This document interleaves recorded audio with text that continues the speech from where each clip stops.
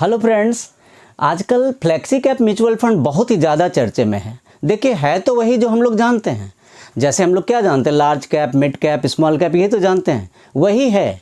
लेकिन fund managers इतने अच्छे ढंग से मैनेज करते हैं, इतनी फ्लेक्सिबिलिटी लाते हैं कि इस नाम का एक म्यूचुअल फंड चल पड़ा है, फ्लेक्सी कैप म्यूचुअल फंड। तो देखिए क्या होता है, रिटर्न बहुत हाई है, बहुत ही पॉपुलर है। तो इस वीडियो में हम लोग क्या करेंगे, पहले थोड़े बेसिक्स डिस्कस करेंगे कि ये डिस्कस करेंगे कि आखिर फ्लेक्सी कैप फंड काम कैसे करता है। उसके बाद हम लोग ये भी डिस्कस करेंगे कि 2025 के लिए top flexi cap mutual funds हैं कौन से। तो चलिए हम लोग वीडियो स्टार्ट करते हैं। इसके पहले मैं फटाफट वेलकम करूंगा आपका अपने चैनल पर। मेरी फैन का नाम financial vision bye Vijay Sinha, मैं हूं विजय। ये देखिए हमारी एक वेबसाइट भी है topupdates.in, हिंदी में वेबसाइट है। इसमें मैं फाइनेंस के सारे फाइनेंस के सारे आर्टिकल्स लिखता हूँ। काफ़ी अच्छा है, वैल्यूबल है, आप वहाँ पर विजिट कीजिए। देखिए हम लोग स्टार्ट करते हैं वीडियो को बिना टाइम लॉस किए। देखिए क्या है कि इस वीडियो में जैसा कि आपने बताया कि पहले हम लोग बेसिक्स डिस्कस करेंगे और उसके तुरंत बाद हम लोग आ जाएंगे कि कौन से टॉप फ्लेक्सी कैप फंड्स हैं 2025 के लिए। तो देखिए क्या होता है कि रिस्क के बेसिस पर अगर हम देखें, रिस्क के बेसिस पर क्या होता है कि लार्ज कैप फंड सबसे कम रिस्क होती है, लोएस्ट रिस्क होती है। फिर देखिए आपका, क्योंकि ये ब्लू चिप फंड्स होते हैं, लार्ज कैप फंड्स कैसे होते हैं, ब्लू चिप होते हैं, टॉप 100 कंपनीज हैं इंडिया के, तो उसमें लॉस नहीं होती, ये लोएस्ट रिस्क की कंपनी है। हाँ, अगर रिस्क लो है तो रिटर्न कंपैरेटिवली कम होती है। ऐसा मैं नहीं कहूँगा कि रिस्क है, रिटर्न होती नहीं, रिटर्न कंपैरेटिवली थोड़ी कम होती है, रिस्क कम है लेकिन रिटर्न भी कम है। अब देखिए लार्ज एंड मिड कैप है, एक दूसरा क्या है, लार्ज एंड मिड कैप। नाम से ही आपको पता चल चुका होगा कि ये मिक्स है, लार्ज कैप और मिड कैप की मिक्स है। 100 लार्ज कैप कंपनीज हो गए और 150 इसमें मिड कैप कंपनीज हो गए। तो यहाँ पे रिस्क थोड़ी उससे होगी ज़्यादा, लार्ज कैप से थोड़ी ज़्यादा है, लेकिन बाकी इतनी भी रिस्क नहीं है। रिटर्न अच्छी हो जाती है, लार्ज कैप के कंपैरिजन में ज़्यादा अच्छी return large and mid cap देती है। एक मल्टी कैप होता है, तो मल्टी कैप में क्या होता है, देखिए कि रिस्क प्रोफाइल मल्टी कैप में थोड़ी सी कम हो जाती है लार्ज एंड मिड कैप से। क्योंकि होता क्या है कि एक फंड मैनेजर को एक सेबी की इंस्ट्रक्शन है, एक रूल बनी हुई है मार्केट की कि 25% आप इन्वेस्ट लार्ज कैप में कीजिए, 25% आप कीजिए मिड कैप में और 25% स्मॉल कैप कीजिए। बाकी जो बचते हैं 20% उसमें उनकी अपनी चॉइस हो सकती है, वो जहां भी उनको अच्छा लगेगा वहां पर वो कर सकते हैं। तो फटाफट हम लोग सम अप कर लें कि लार्ज कैप लो रिस्क लेकिन रिटर्न भी लो, लार्ज एंड मिड कैप थोड़ा सा उससे ज़्यादा रिस्क, रिटर्न भी उससे ज़्यादा, मल्टी कैप बहुत ही सेफ, रिस्क घट जाता है, रिटर्न बढ़ जाती है। लेकिन हम लोग अभी जो डिस्कस करेंगे वो क्रक्स है। अभी हम लोग डिस्कस करेंगे कि फ्लेक्सी कैप क्या करता है। फ्लेक्सी कैप क्या करता है, आपको इंडिपेंडेंस देता है। इंडिपेंडेंस देने का मतलब क्या होता है कि जो फंड मैनेजर होते हैं, करते तो वही सारे कुछ है, हम लोग तो सिर्फ एक अकाउंट खोलते हैं और अपना मनी इन्वेस्ट करते हैं। तो जो भी करते हैं वो हमारे फंड मैनेजर करते हैं। तो इसमें हमारे फंड मैनेजर को इतनी फ्लेक्सिबिलिटी होती है कि इंटायर मनी वो किसी भी कैप में डालें। अब देखिए अच्छे ढंग से डालते हैं, ऐसा नहीं सोचना है कि वो सारे लार्ज कैप में डाल देंगे, सारे मिड कैप में, सारे स्मॉल कैप, ऐसा नहीं होता है। तो उनको लेकिन इतनी फ्रीडम मिलती है कि वो कहीं भी इन्वेस्ट करें। हो सकता है कि वो 100% लार्ज कैप में लगा दें मार्केट सिचुएशन को देखकर, हो सकता है कि 100% मिड कैप में लगा दें मार्केट के सिचुएशन को देखकर, या हो सकता है 100% स्मॉल कैप में लगा दें। ऐसा भी हो सकता है कि इतनी अच्छी ब्लेंड बनाएं, मिक्सअप करें, लार्ज कैप, मिड कैप और स्मॉल कैप को इतनी अच्छी मिक्सअप करें कि आपकी रिटर्न को मेनी फोल्ड इंक्रीज कर दें, जो आपने इमेजिन में नहीं किया होगा।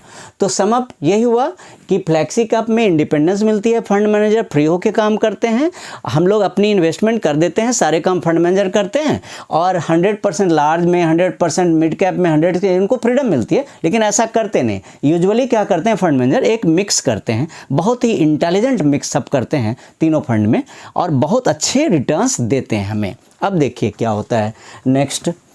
देखिए आपको स्लाइड की हेडलाइन है main features of flexi cap. तो फ्लेक्सी कैप के दो मेन फीचर्स हैं। देखिए सबसे पहले एबिलिटी टू अडेप्ट, नाम से पता है अडेप्ट को एडजस्ट करना बोलते हैं।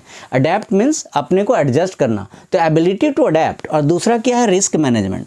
तो देखिए कैसे अडेप्ट करता है ये देखिए आप।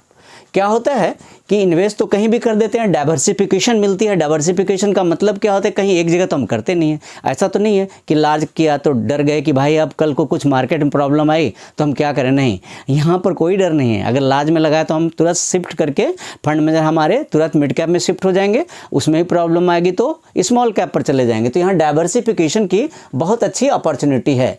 प्योर लार्ज कैप में सपोज आपने लगा दिया, हमने क्या किया, सिर्फ लार्ज कैप की ले ली, हमने नहीं लिया फ्लेक्सी कैप नहीं लिया, हमने लार्ज कैप ले लिया। अब लार्ज कैप डाउन चल रहा है, कुछ दे नहीं रहा हमें, तो हम भी कुछ नहीं कर पाएंगे, हमारा पैसा वहीं रहेगा, हम कोई फ्लेक्सिबिलिटी नहीं है, हम कोई डाइवर्सिफाई नहीं कर पाएंगे। जहाँ जो मनी लगी हुई है वहीं पे लगी रहेगी, तो रिस्क मैनेजमेंट हम उतनी अच्छी नहीं कर पाएंगे। अब देखिए अब क्या होता है, यहाँ पे देखिए, यहाँ पे रिस्क मैनेजमेंट होता है। जो मार्केट वॉलेटाइल होता है, जब भी मार्केट वॉलेटाइल होता है, ऊपर नीचे होता है, अप्स एंड डाउन्स आते हैं, तो हमारे फंड मैनेजर फंड को डाइवर्सिफाई कर देते हैं। जैसे एक छोटा सा एग्जांपल लीजिए, एग्जांपल ये कि आपने क्या किया कि शुरू में जब आपने फ्लेक्सी कैप लिया तो आपके फंड मैनेजर ने 65% अमाउंट को स्मॉल कैप्स में लगा दिया था। लेकिन क्या हुआ कि बीच में क्या हुआ कि स्मॉल कैप डाउन हो गया। हालांकि स्मॉल कैप बहुत अच्छी रिटर्न देती है, लेकिन बीच में क्या हुआ कि स्मॉल कैप हो गई डाउन। जब स्मॉल कैप डाउन हो गया तो कुछ नहीं होने वाला है, फ्लेक्सी कैप है, आपको कोई प्रॉब्लम नहीं आने वाली है। आपके फंड मैनेजर क्या करेंगे, तुरंत वहाँ से फंड को उठाएंगे तो मिड कैप में लगा देंगे या फिर लार्ज कैप में लगा देंगे, इतनी अच्छी फ्लेक्सिबिलिटी मिलती है।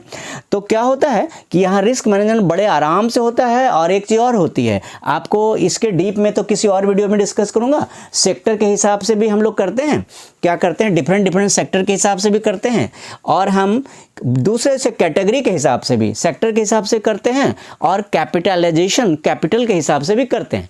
तो क्या होता है, कभी आईटी सेक्टर अच्छा करता है, कभी कंप्यूटर, कभी आपका कभी फार्मा सेक्टर अच्छा करता है, कभी पावर सेक्टर अच्छा करता है। तो इस पर हम लोग अलग से डिस्कस करेंगे।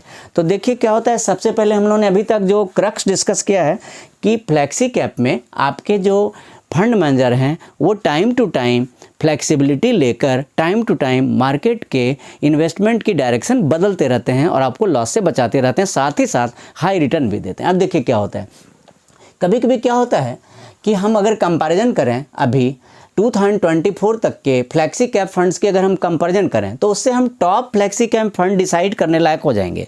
बिना कंपैरिजन के तो डिसाइड होता नहीं। अब आपके लिए मैंने सारी रिसर्च वर्क कर रखी है, मैं सारा डेटा मैंने रिसर्च कर लिया है, लेकिन यहाँ पर अगर मैं पूरा डे का एक एक लाइन डिस्कस करूँगा तो ये वीडियो बहुत ही लंबी हो जाएगी। तो क्या कीजिए, आप मेरे रिसर्च का बेनिफिट लीजिए। हमें स्टडी करनी पड़ती है फाइनेंस की वीडियो के लिए। तो देखिए रिसर्च के बेसिस पर जो कंक्लूजन मिलकर आया है, कंक्लूजन निकल कर क्या है, देखिए कंक्लूजन क्या है कि 2006 में क्या हुआ कि लार्ज कैप ने 40% रिटर्न दे दी, मिड कैप और स्मॉल कैप ने भी रिटर्न अच्छी दी, लेकिन सबसे अच्छी दी लार्ज कैप ने 40% तक की रिटर्न 2006 दी।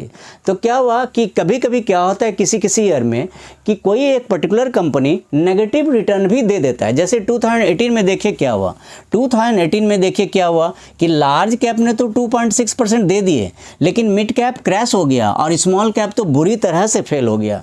फिर देखिए यही सिचुएशन 2019 में था। क्या हुआ 2019 में, देखिए कि स्लाइटली थोड़ा सा अच्छा किया, लार्ज कैप ने थोड़ा सा अच्छा किया, लेकिन मिड कैप ने अपने को किसी तरह बचा और स्मॉल कैप तो इतनी नीचे हो गई जो आप इमेजिन भी नहीं कर सकते हैं। फिर हम इसी तरह से ये नहीं कि हम सिर्फ ये देखें कि कौन सा कैप कितना दे रहा है, हम सेक्टर वाइज भी समझ सकते हैं। ये तो कैपिटल के बेस पर था, लार्ज कैप, मिड कैप और स्मॉल कैप, ये तो कैपिटल के बेस पर है, हम सेक्टर के बेस पे दे सकते हैं। अब देखिए क्या हुआ, 2012 में प्राइवेट बैंक्स ने काफ़ी नंबर 1 पोजीशन, काफ़ी अच्छा पोजीशन अर्न किया, नंबर 1 पर थे। रियल एस्टेट नंबर 2 पर था। अब देखिए 2013 में क्या हुआ, आईटी सेक्टर टॉप पर था, रियल एस्टेट चला गया एकदम बॉटम पर। अब देखिए कितनी बड़ी डिफरेंस है। अब देखिए 2012 में प्राइवेट बैंक्स नंबर 1 था, रियल एस्टेट नंबर 2 था, लेकिन 13 में क्या हुआ, आईटी सेक्टर नंबर 1 हुआ, रियल एस्टेट बिल्कुल बॉटम पर चला गया। अब देखिए क्या हुआ, प्राइवेट बैंक्स ने फिर से 2014 में फिर से टॉप पर आया, बहुत अच्छा परफॉर्म किया। उसके बाद 15 में फार्मा, देखिए 15 में फार्मा सेक्टर, 16 में मेटल्स, 17 में रियल एस्टेट, 18 में आपकी रियल एस्टेट और 19 में 18 में आपकी आईटी हो गई और 19 में रियल एस्टेट हो गए। तो इस तरह से देखिए कि हर साल अलग अलग सेक्टर राइज कर रहा है। तो क्या होता है, सेक्टोरियल भी ये फ्लेक्सी कैप फंड में क्या करते हैं हमारे फंड मैनेजर, दो तरह से करते हैं। चाहे तो कैपिटल के बेसिस पर बदलते हैं, कैपिटल के बेसिस पर कौन से हो गए, large cap, small cap, mid cap, चाहे तो इस बेसिस पर बदलते हैं, या हमारे फंड मैनेजर सेक्टर के बेसिस पर भी चेंज, वो देखते हैं कि अभी आईटी सेक्टर चल रहा है, चलो वहाँ लगा देते हैं, देखते हैं प्राइवेट बैंक अच्छा करें वहाँ लगा, देखते हैं गवर्नमेंट बैंक अच्छा कर रहे हैं वहाँ लगा देते हैं। तो सेक्टर के बेसिस पर भी डिसीजन लेते हैं। अब देखिए 20 में क्या हुआ, 20 में फार्मा, मेटल्स, पीएसयू बैंक्स और रियल एस्टेट सब ने अच्छा किया। तो उस समय जिसके पास फ्लेक्सी कैप होते थे तो उनको बेनिफिट मिल नेचुरली। अब देखिए आगे जो क्रक्स है वीडियो का, देखिए फ्लेक्सी कैप बहुत ही हैंडी हो जाता है उस सिचुएशन में, जब भी कोई टफ सिचुएशन आती है, टेस्टिंग सिचुएशन आती है, उस समय फ्लेक्सी कैप बहुत ही हैंडी हो जाता है। देखिए कैसे क्या होता है कि हमारे पास ये फ्लेक्सिबिलिटी होती है कि हम किसी भी कैप में चले जाएं और किसी भी सेक्टर में चले जाएं। अब क्या होता है कि ये ऑटोमेटिकली मूव करते रहता है, इतनी फ्लेक्सिबिलिटी है कि आपके लिए ऑटोमेटिक लगेगा। हालांकि ये सारे काम फंड मैनेजर करते हैं, लेकिन आपके लिए आपको फील होगा ऑटोमेटिक कि हमारा सब कुछ होता जा रहा है। तो मार्केट वोलेटाइल हो तो भी फ्लेक्सी कैप जो है, मार्केट वोलेटाइल होने के बाद भी फ्लेक्सी कैप अपने आप को ऑटो एडजस्ट करते रहता है। अब देखिए एक चीज़ और है, एक निफ्टी 500 TRI है। देखिए अगर आप वोलेटाइल होने के टर्म में, अगर वोलेटिलिटी, इसके कहते हैं वोलेटिलिटी के टर्म्स में या वोलेटाइल मार्केट के टर्म्स में अगर हम डिस्कस करें, तो निफ्टी 500 TRI है, उसमें 100 लार्ज कैप कंपनी है, 150 मिड कैप कंपनी है और 250 स्मॉल कैप है। 500 नाम है, देखिए निफ्टी 500 TRI, इसकी वोलेटिलिटी सेकंड है। देखिए सबसे कम वोलेटाइल कौन है, देखिए सबसे कम वोलेटाइल लार्ज है। क्यों?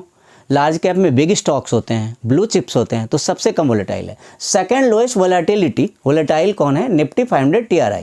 तो क्या होता है कि जो निफ्टी 500 TRI है, वहाँ तक फ्लेक्सिबिलिटी हमारे फंड मैनेजर वहाँ तक इन्वेस्ट करने की फ्लेक्सिबिलिटी लेते हैं। तो अगर हमने फ्लेक्सी कैप की पोर्टफोलियो बना ली अच्छी सी, अगर हमने 2025 के लिए फ्लेक्सी कैप की अच्छी पोर्टफोलियो बना ली, तो वोलेटिलिटी का, मार्केट वोलेटाइल होने पर हम पर बुरा असर नहीं पड़ेगा। देखिए नेक्स्ट बहुत ही अच्छी है कि अब क्या है कि हमें क्यों इन्वेस्ट करना चाहिए। तो हम लोगों ने वैसे भी डिस्कस कर लिया कि क्यों इन्वेस्ट करना चाहिए, क्या करते हैं, क्या देखते हैं। हम जब फ्लेक्सी कैप में इन्वेस्ट करते हैं तो हम देखते क्या हैं। आपके लिए जो फाइनेंशियल लोग हैं, हम लोगों की तरह फाइनेंशियल रिसर्च करने वाले लोग, तो आपके लिए सारी चीज़ें रिसर्च करते रहते हैं, जैसे मैं करता हूँ, और भी फाइनेंस में रिसर्च करने वाले लोग हैं और फाइनेंशियल एडवाइज़र जो आपके वो रिसर्च करते हैं। तो देखिए रिसर्च के बेसिस पर मैं आपको ये बता सकता हूँ कि हम दो चीज़ों को कंसिडर करते हैं, एक हम शार्प रेशियो देखते हैं और एक रोलिंग रिटर्न देखते हैं। ये सब टेक्निकल चीज़ें हैं, इस पर वीडियो कभी और बना दूंगा, वीडियो बहुत लंबी हो जाएगी। तो देखिए क्या क्या चीज़ें हम देखते हैं, हम शार्प रेशियो देखते हैं और रोलिंग रिटर्न देखते हैं। देखिए दो चीज़ें देखते हैं। तो क्या हुआ कि शार्प रेशियो और रोलिंग रिटर्न के बेसिस पर आज की वीडियो का क्रक्स है। हाँ, वीडियो पर बने रही, यही तो सबसे इंपॉर्टेंट पॉइंट आपको मिलने वाला है। आपके लिए हो सकता है लाइफ चेंजिंग हो, टर्निंग पॉइंट आपके लिए हो। 2025 की बिगनिंग आपके लिए टर्निंग पॉइंट हो सकती है। और यहाँ पे मैं फटाफट बोलूँगा, अभी तक वीडियो आपको पसंद हो रही है तो लाइक ज़रूर कीजिए। और मैंने देखा क्या है कि व्यूज़ काफ़ी अच्छे हैं, लोग 97% लोग सब्सक्राइब नहीं करते, सिर्फ उसमें से 3% ही लोग सब्सक्राइब करते हैं। तो मैं आपसे रिक्वेस्ट करूँगा कि चैनल को सब्सक्राइब करके, आपको बहुत ही valuable video time to time मिलेगी। नोटिफिकेशन बेल जरूर ऑन कीजिए, जिससे सबसे पहले आपको नोटिफिकेशन मिलेगी। अभी तक वीडियो पसंद है, लाइक भी दीजिए, शेयर भी कीजिए। तो देखिए क्रक्स है अभी वीडियो के एंड तक बने रहिए। तो उस बेसिस पर, शार्प रेशियो के बेसिस पर और रोलिंग रिटर्न के बेसिस पर हम लोगों ने आज 5 टॉप फ्लेक्सी कैप फंड्स की एक डिसीजन लेनी है। ऐसे आप जब अपने इन्वेस्टमेंट करेंगे तो डिस्क्लेमर दे दूं कि आप फाइनेंशियल एडवाइज़र आपको सजेस्ट करेंगे। ये तो हम लोगों की रिसर्च है जो हम डिस्कस करिए, हमारी ओपिनियन है, ये हमारा सिर्फ रिसर्च है और ये एजुकेशनल पर्पस है। ये जो वीडियो होती है किस पर्पस होती है, एजुकेशनल पर्पस है। तो क्या है कि आपको समझने के लिए ज़रूर है, लेकिन आपको फाइनल डिसीजन लेने के पहले जो फाइनेंशियल एडवाइज़र होते हैं रजिस्टर्ड, उनसे ज़रूर बात करनी है। म्यूचुअल फंड में कभी भी रिटर्न करना रिस्की होता है, लेकिन अगर अच्छे ढंग से किया जाए तो सारे रिस्क से हम बच सकते हैं। तो देखिए फर्स्ट है जेएम फ्लेक्सी कैप फंड। देखिए 5 में से फर्स्ट है जेएम फ्लेक्सी कैप फंड। देखिए कितनी अच्छी रोलिंग रिटर्न है, 30.9% की रोलिंग रिटर्न है। और देखिए इसकी जो कैप है 7,330 करोड़ की, ये आपकी AUM बोलते हैं तो AUM इसकी 7,330 करोड़ की है। लोएस्ट ड्रॉप डाउन है। लोएस्ट ड्रॉप डाउन का मतलब क्या होता है, अगर मार्केट फेल भी हो रहा है, फॉल भी कर रहा है, तो ये म्यूचुअल फंड ज़्यादा फॉल नहीं करेगा। अब देखिए सेकंड है आपका क्वांट फ्लेक्सी कैप फंड, इसकी भी रोलिंग रिटर्न 30.2%। थर्ड देखिए ICI Pru retirement fund, rolling return देखिए approximately 30%। HDFC flexi cap fund, rolling return approximately 27%। HDFC retirement savings fund, rolling return approximately 25%। तो आपको इस डेटा से ये पता है, रिसर्च के बाद, बहुत रिसर्च के बाद ये डेटा बनाया गया है। तो आप देखेंगे कि आपको इस डेटा से ये पता लगेगा कि ये टॉप 5 हैं 2025 के लिए।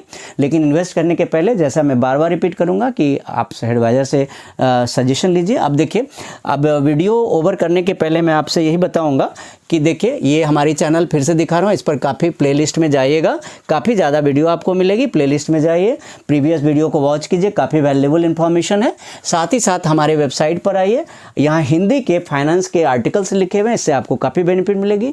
जल्द ही मिलता हूँ बहुत ही वैल्यूएबल वीडियो के साथ, एक वंडरफुल वीडियो लेकर आता हूँ। Thank you so much. जय हिंद।